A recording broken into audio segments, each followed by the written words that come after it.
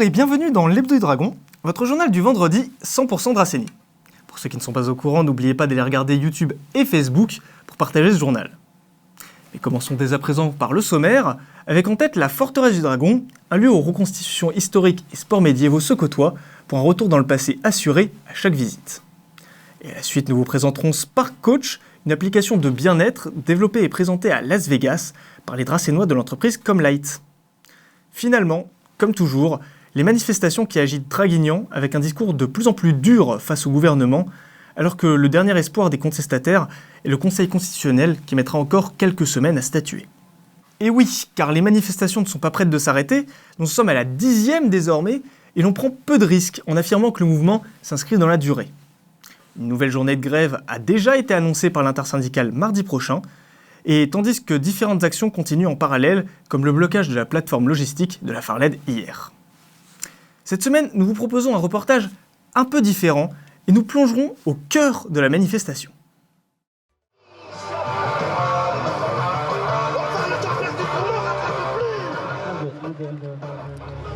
Bonjour! Aujourd'hui, nous assistons à la 10e journée de manifestation contre la réforme des retraites à Draguignan. En effet, les manifestations durent maintenant depuis le 19 janvier et pourtant, les Dracénois sont toujours très mobilisés. Nous plongeons aujourd'hui au cœur de la manifestation pour vous offrir ce reportage.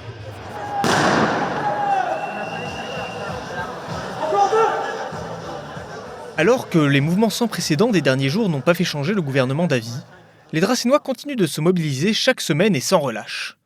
Bien que le nombre de manifestants fluctue énormément jusqu'ici, passant de 1500 le 16 à 5000 le 23 et 2200 aujourd'hui, il est à noter que leur énergie et leurs convictions restent à leur maximum. Touchez pas, retraite ne touchez pas, fruit de nos luttes et de tous nos combats.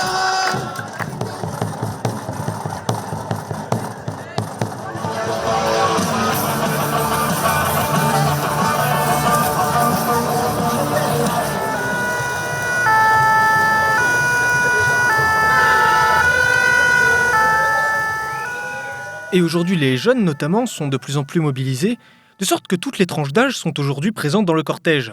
Reste la question fatidique, jusqu'à quand ? La durée, ça va durer de toute façon, le peuple il va pas lâcher comme ça, tant que lui, Manu, il se tient. Même s'il cherche l'usure, nous on va pas s'arrêter là, hein. On va continuer, ouais. On est motivés. Déjà que les jeunes se manifestent, c'est bien, parce que c'est leur avenir qui est en jeu. Et ce qu'il faut se rendre compte, c'est que dans les manifestations, oui, il y a beaucoup de jeunes et beaucoup de retraités. Alors qu'on nous dit que les retraités sont pour la réforme, etc., je constate qu'il y a beaucoup de retraités, parce que les retraités pensent à leurs enfants, pensent à leurs petits-enfants, et que ceux qui travaillent aujourd'hui, dans beaucoup de PME, les artisans, ils ne peuvent pas se mobiliser. Les gens qui ont des petits salaires ne peuvent pas perdre 10 jours de salaire, c'est pas possible avec l'inflation qu'il y a. Donc, qu'il y ait encore aujourd'hui des centaines de milliers de personnes dans la rue en France, moi je trouve ça exceptionnel. La mobilisation ne s'essouffle en aucun cas. Savoir limiter l'exercice démocratique au Parlement et brandit le 49-3, le recours au Conseil constitutionnel reste une arme pour l'intersyndicale qui ne cessera son combat qu'après le retrait de cette loi.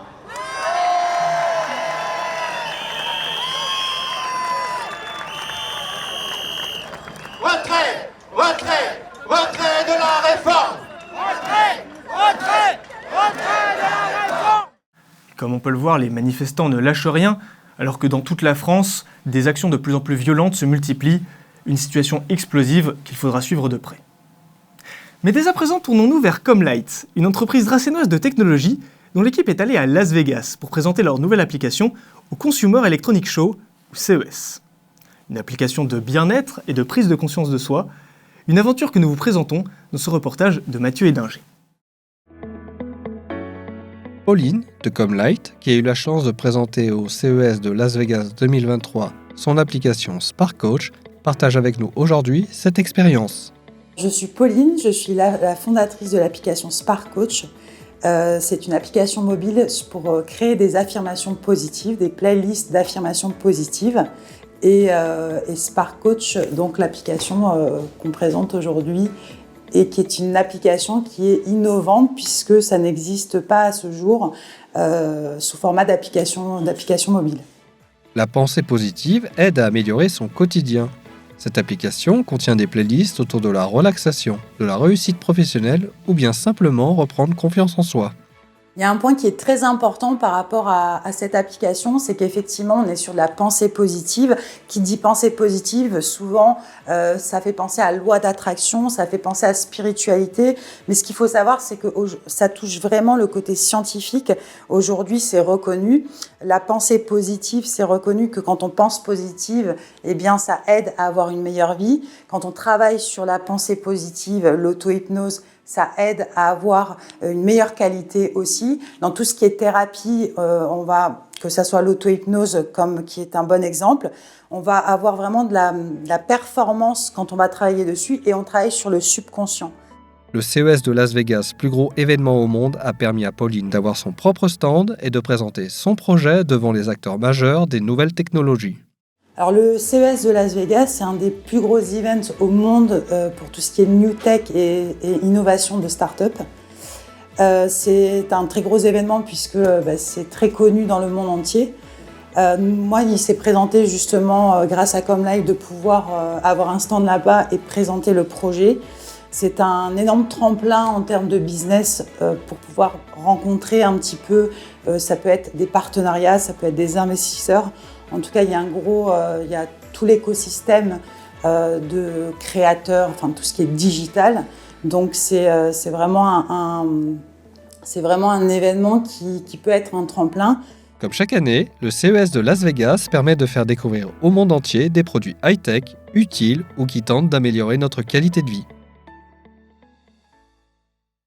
Et oui, une qualité de vie qui devrait être au cœur de nos préoccupations. Namasté. Et pour finir, direction le domaine du dragon pour y rencontrer Patrick Adloff, créateur de la Forteresse du Dragon et organisateur de différentes activités qui y ont lieu.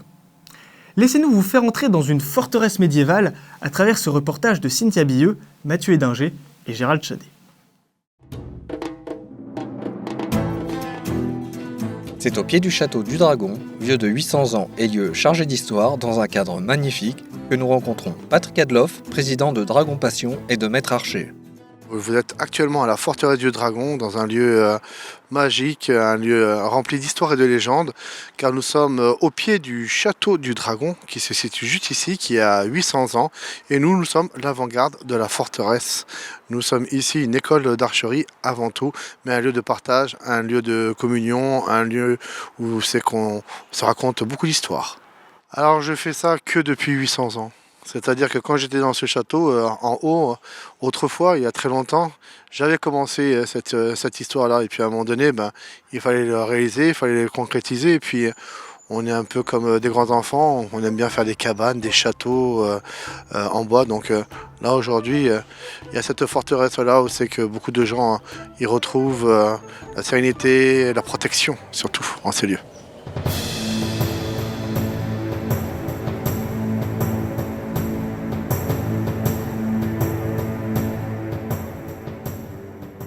Moi, c'est Manon.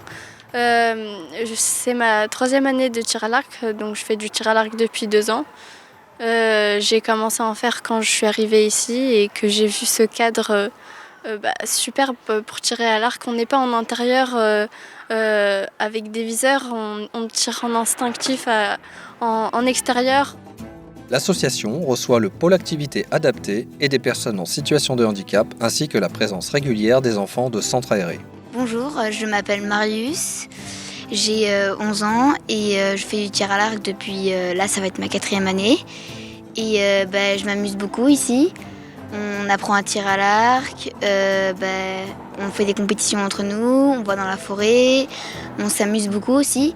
C'est pas que, on fait pas que tout le temps, on s'amuse aussi. C'est pas que tout le temps, c'est pas trop carré. Et on va en forêt, on tire sur des cibles animalières, on se balade souvent, on fait plein de choses. Et aussi on crée des jeux, par exemple le cap arc, le défi arc et le pierre arc. Et c'est plein de jeux qui sont super cool. Et donc du coup on fait plein de choses, on s'amuse beaucoup. Et contrairement à d'autres clubs d'archerie, nous, on est en pleine nature.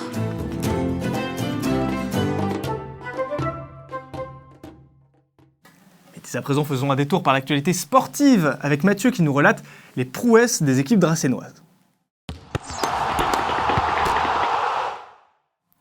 Bienvenue sur Infosport. Démarrons cette rubrique avec notre reportage et cette semaine, nous partons pour de l'athlétisme. Direction le stade Léo-Lagrange et sa piste de course. Rencontre avec des jeunes coureurs et sauteurs du Duc et leur entraîneur.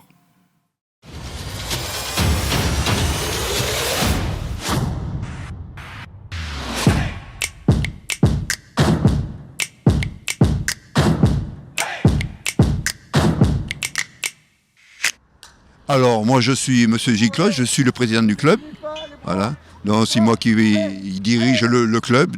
Je suis au club depuis 1985. Je suis le plus ancien. Voilà.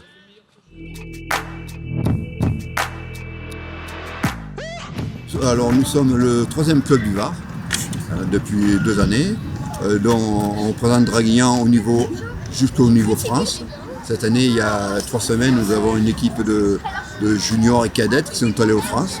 Donc ça, on est bien défendu, quoi. C'est bon, ça veut dire on est au niveau France. Après, au niveau départemental, on est fait partie des meilleurs clubs. Et au régional, je crois qu'on est 12e, régional PACA, on est le 12e ou 13e club. Voilà. Nous avons des jeunes qui sont niveau national. Donc niveau national, pas international, mais c'est bon. Donc former des jeunes au niveau national, c'est beaucoup de travail. Pour faire un champion, il faut environ 10 années. Il n'y a pas de miracle, il faut s'entraîner au fur et à mesure. Il faut savoir qu'un Benjamin, il s'entraîne 2 à 3 fois par semaine, un minime 3 à 4 fois, et ainsi de suite, quoi. À vos marques.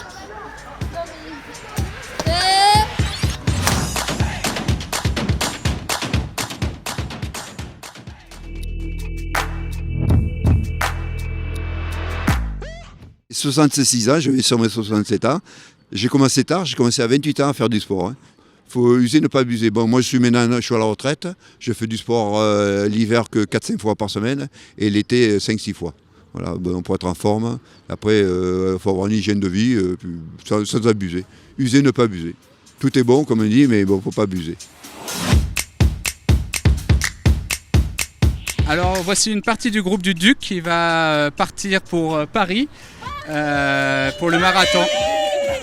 Donc on part pour faire le marathon de Paris. On s'entraîne pour cela depuis 2 mois avec nos coachs au sein du club et on est fin prêt pour affronter 42 km,195 et dans un moment de détente, un petit peu de compétition aussi et avec une bonne météo apparemment. Donc voilà, on est tous contents. Et on va se régaler pour Paris, pip pip. Le Duc Athlétisme aura donc une dizaine de représentants pour le marathon de Paris ce dimanche, départ vers 8h du matin. Parlons rugby. Et commençons par les femmes. Les Dragonines se sont inclinées lourdement 67-5 et restent cependant 2e ex-aequo. Du côté des hommes, le RCD a fait match nul 29-29. Au classement, Draguignan reste 3e. Prochain match, le 2 avril à domicile, face au stade Laurentin à 15h. Ah, info de dernière minute. La commune et les clubs se sont enfin accordés pour renommer le stade Léo-Lagrange. Il portera désormais le nom de stade Ange Di Maria. Passons au football.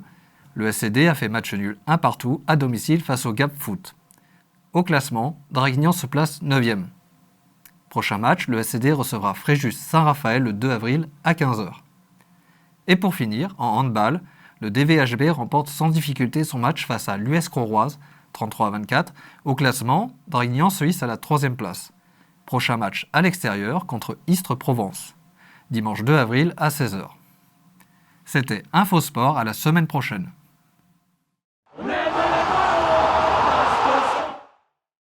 Merci Mathieu pour cette rubrique. Et aujourd'hui est un grand jour pour l'Hebdo des Dragons. En effet, nous sommes sponsorisés pour la première fois.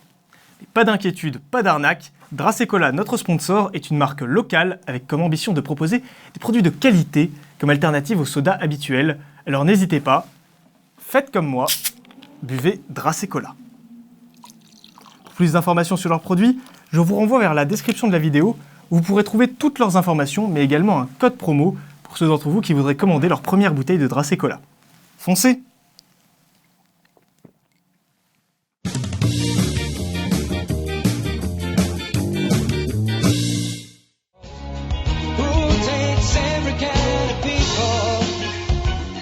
Dracé Cola, l'énergie pétillante des vignes de la Dracénie dans chaque gorgée.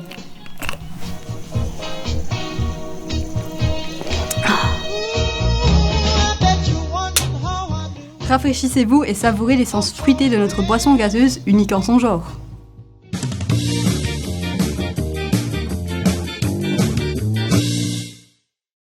Et maintenant, regardons les événements à venir en Dracénie. La date ce week-end est assez chargée. Tout d'abord, le quartier des Arts sera en fête le samedi 1er avril. Les artistes et artisans vont faire leur carnaval vénitien de 14h à 17h, départ de la place aux Herbes. Ainsi qu'un vernissage à partir de 17h de l'exposition Vertige, qui durera tout le mois d'avril à la galerie Tout ce petit monde, ce tout petit monde. Ensuite, tout le week-end, les journées européennes des métiers d'art se déroulent au musée des ATP et à la chapelle du Bon Pasteur. N'hésitez pas à aller découvrir les ateliers autour du bois et du verre. Mais pas que. Au complexe Saint-Exupéry, le festival du jeu sera à l'honneur de 10h à 20h le samedi et de 10h à 18h le dimanche. Allez, c'est la fin de cet hebdo. Merci de nous avoir regardés et je vous dis à la semaine prochaine.